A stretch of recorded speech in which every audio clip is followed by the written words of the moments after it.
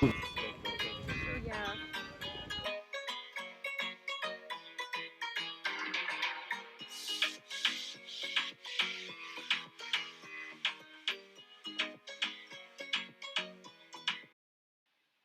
Hola a todos, ¿cómo están? Soy Erika. So today's video is going to be part 3 of my preterite series, where I talk about how to conjugate verbs in the past tense.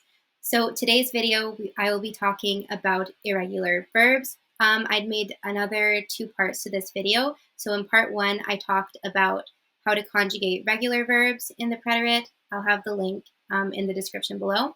And then in part 2, I talked about car, gar, zar verbs and how to conjugate those in the preterite, because those are also their own special case. So if you haven't seen those videos, the link is in the description, and then you can have the full set, the full series of how to conjugate the preterite in Spanish. Okay, so today we're going to do a really brief repaso of my first 2 videos, just to like jog your memory. Then we're going to go into 10 irregular verbs that you need to know in the preterite, the ones that I think are the most important. And then we're going to do some practice as per usual, so it feels like a real full lesson. So yeah, if you like my videos, please give it a like and subscribe. And if you're interested, I also have an Instagram account, which I will put down here. And in the description, I'll give you the link. If it's basically a good way to get your daily dose of Spanish. I post like some verbs, I post like cultural things, music, food, travel, stuff like that. Just a little bit of Spanish every day. So, anyways, let's get started with the lesson on how to conjugate irregular verbs. Primero, un repaso. Okay, so in my first video, I talked about how to conjugate el preterito for regular verbs. So these are the endings for those there. You can see once you plug in these endings, it turns the verb into the past tense. So, for example, yo hablé would be like I talked. Let's go down here. Ellos comieron would be like they ate. Okay, so when you plug in these endings, it makes it into the past tense. All right. Okay, here you can see them here. All right. What I want you to focus on today is more so the ones for like the ER and IR verbs, because you'll see that our conjugations today will resemble the most these ones here. Okay. All right, let's go to what I talked about in part 2 really quick. So part 2, we did car, gar, zar endings. So for the yo, you need to change some letters for these types of verbs, okay? So verbs that end in car, gar, and zar. For car verbs, the C needs to go to a QU, so buscar. In the yo would be yo busque, not yo buse. Because if you leave it as a C, it makes it yo buse, right? You need to spell it how it sounds. For gar, the G goes to a GU, so it would be yo pagué, right? Remember, these are only for the yos, right? Not for tu, not for L, okay? Zar, Z goes to a C, so it would be like yo empecé, this sound, all right? Okay, again, links are in the description if you're interested in watching those. Let's get started with verbos irregulares. So, irregular verbs. These are verbs that are stem changers or do not follow the regular preterite conjugation patterns. So, in the present tense, these verbs, I think for the most part, are all irregular as well. They don't follow that usual pattern. In the preterite, they're also irregular, and you'll see in all the other tenses, they're going to be irregular as well. So, these are kind of things that you just need to memorize as you're learning Spanish. I would recommend writing them down on a piece of paper in like your Spanish notebook, because that way you'll be able to see them, and eventually you'll see that it just comes naturally to you how to conjugate them. But today we're going to talk about these 10. So I have ser and ir, to be or to go, poner, to put, tener, to have, poder, to be able to, or like can, ver, to see, querer, to want, estar, to be, but for temporary situations, decir, to say, and hacer, which is to make. Okay, so we're going to go over these ones. Remember, these are also irregular in the present. So that means they'll be irregular in the preterite as well. Okay, so first we have ser and ir, and you're going to notice here there's only one column because for some reason in Spanish they are conjugated exactly to the same words in the past tense. I have no idea why. So you'll see if I want to say I went and I was in Spanish, it's the same word, okay?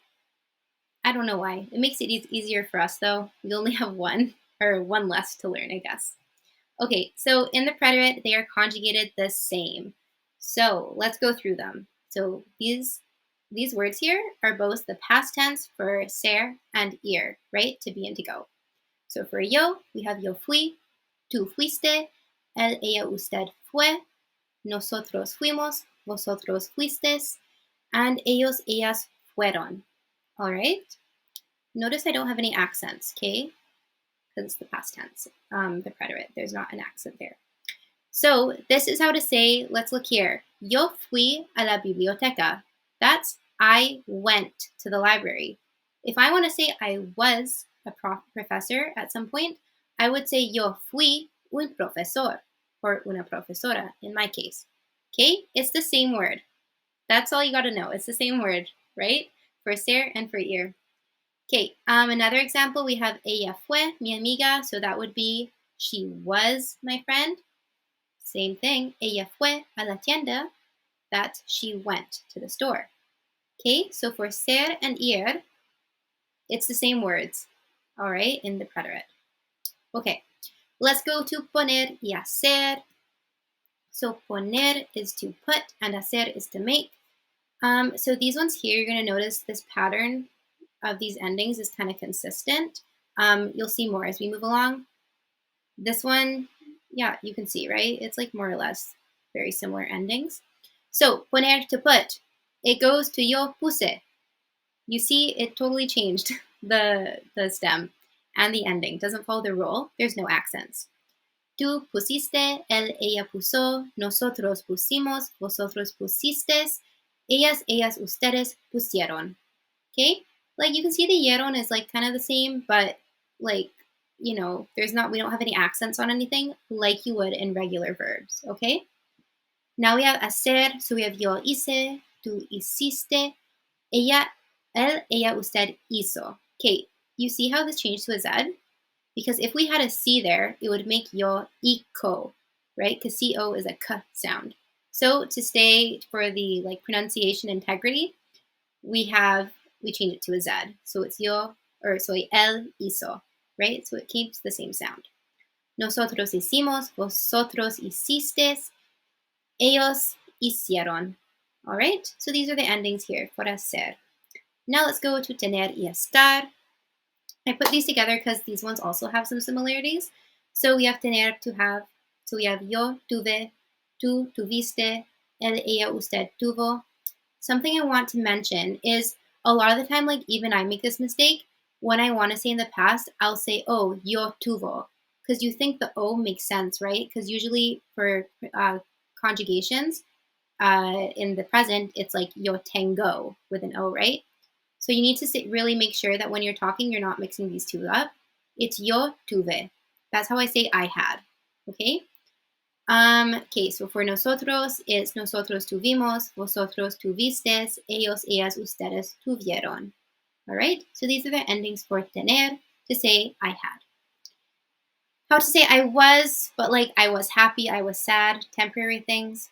Yo estuve. You see it's almost the same. Tú estuviste, él, ella, usted estuvo, nosotros estuvimos, vosotros estuvisteis, y ellos estuvieron. All right? Basically the same, we just added the S. All right? Okay, now poder and decir. This one, poder, looks like poner, right? But it means something else. This is like to be able to, or like I can. Okay? So yo pude, again with the E, we also changed it to a U. Tú pudiste, él, ella, usted pudo, nosotros pudimos, vosotros pudisteis, ellos, ellas, ustedes pudieron. All right? So like I could, you could, da da da. Decir, to say. Yo dije, right? The same, it ends with an E, right? In the yo. Yo dije, tú dijiste, él, ella, usted dijo, nosotros dijimos, vosotros dijisteis, ellos, ustedes dijeron. So I said, you said, he, she said, blah, blah, blah, right? Okay, so these are the endings here, okay? Let's go to ver and querer. These are our last ones. We have ver, to see. So we have yo vi, like I saw, tú viste, él, ella, usted vio. Again, no accents, okay? Nosotros vimos, vosotros visteis, y ellos vieron. All right? So like I saw, you saw, he, she saw. All right? Okay, querer. This one we have yo quise, tú quisiste, él quiso, nosotros quisimos, vosotros quisisteis, y ellos, ustedes quisieron. All right? So instead of it changes to a quis. And then we have the same endings that followed with our other irregular verbs. All right? So go back in the video as well if you didn't write them down. But now let's move on to our practice, okay? So you would probably need your notes for this. Okay, so conjuga los verbos al pretérito. So here I have the verbs, and I just want you to plug them in so that they match the pronoun and that they're conjugated in the preterite. So, for example, we have yo, el lápiz en la mesa. How do you put poner in the preterite in the yo form? Okay, pause the video here and let's go over las respuestas when you're ready. Bueno, ahora vamos a hacer las respuestas. Entonces tenemos, yo puse el lápiz en la mesa. I put the pencil on the table. Okay? Tú hiciste la tarea ayer. Right? You did the homework yesterday. Él tuvo que estudiar por el examen. He had to study for the exam. Usted pudo hacer el trabajo, pero no lo hizo.